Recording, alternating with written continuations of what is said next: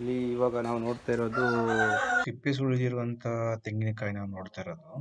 ಇದರಲ್ಲಿ ಮೊದಲೆಲ್ಲ ಒಂದು ನಾವು ಆಟ ಆಡ್ತಾ ಇದ್ವಿ. ಆಟ ಅಂದರೆ ಈ ಸಾರ್ವಜನಿಕ ಉತ್ಸವ ಟೈಮಲ್ಲಿ, ಚೌತಿ ಅಷ್ಟಮಿ ಇರೋ ಟೈಮಲ್ಲಿ ಈ ತೆಂಗಿನಕಾಯಿಂದ ನಾವು ಒಂದು ಆಟ ಆಡ್ತಾ ಇದ್ವಿ. ನಾನು ಅದನ್ನು ತೋರಿಸ್ತೇನೆ ಏನು ಆಟ ಆಡ್ತಿದ್ದೀವಿ ಅಂತ. ನಿಮಗೆಲ್ಲ ಗೊತ್ತಿರ್ಬೋದು ಆಟ.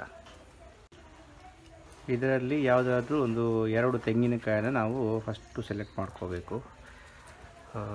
ಏನು ಮಾಡ್ತಾರೆ ಅಂದರೆ 2 ತೆಂಗಿನಕಾಯಿಂದ ವಿರುದ್ಧ ದಿಕ್ಕಿನಿಂದ ಹಿಡಿದ್ಬಿಟ್ಟು ದೂರದಿಂದ ತೆಂಗಿನಕಾಯಿನ ಡಿಕ್ಕಿ ಹೊಡೆಯೋಂಗೆ ಬಿಡೋದು. ಯಾವ ತೆಂಗಿನಕಾಯಿ ಹೊಡಿತದೋ ಅದು ಎದುರಿನವ್ರ ಪಾರ್ಟಿಗೆ. ಇದೊಂದು ಆಟ ಮೊದಲು ಆಡ್ತಾಯಿದ್ವಿ, ಇವಾಗ ಮರ್ತೋಗಿರ್ಬೋದು, ತುಂಬ ಜನಕ್ಕೆ ಎಲ್ಲ ನೋಡ್ದೇ ಇರ್ಬೋದು. ಈಗಿನ ಮಕ್ಕಳಂತೂ ಯಾರು ನೋಡಿರಲಿಕ್ಕಿಲ್ಲ. ಇದಕ್ಕೆ 2 ಈಗ ತೆಂಗಿನಕಾಯಿನ ನಾವು ಸೆಲೆಕ್ಟ್ ಮಾಡೋದು. ಹೇಗೆ ಸೆಲೆಕ್ಟ್ ಮಾಡೋದಂದರೆ ಸ್ವಲ್ಪ ಉದ್ದ ಇರೋವಂಥದ್ದು, ಚಿಕ್ಕದು ಸ್ವಲ್ಪ ಇದ್ದರೆ ಅದು ಗಟ್ಟಿ ಇರ್ತದೆ ಹೊಡಿಯೋದು. ಇವಾಗ ಇದು ನೋಡಿ, ಇದು ತುಂಬ ರೌಂಡ್ ಉಂಟು, ಇದು ಹೊಡೆಯೋ ಚಾನ್ಸಸ್ ತುಂಬ ಜಾಸ್ತಿ.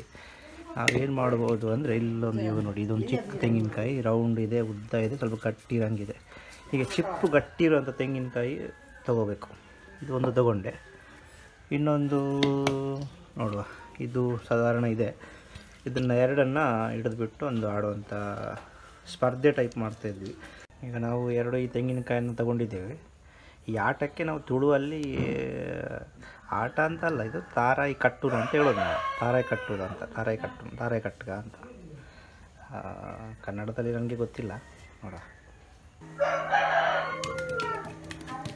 ನೋಡಿ, ಈ ರೀತಿ ಕಾಯಿ ಬಿಡಬೇಕು. ಕಾಯಿ ಹೊಡೆದ್ರೆ ಅವ್ರು ಕಾಯಿ ಹೋಯ್ತು ಅಂತ ಅಷ್ಟೇ. ಇಷ್ಟೇ ಗೇಮ್.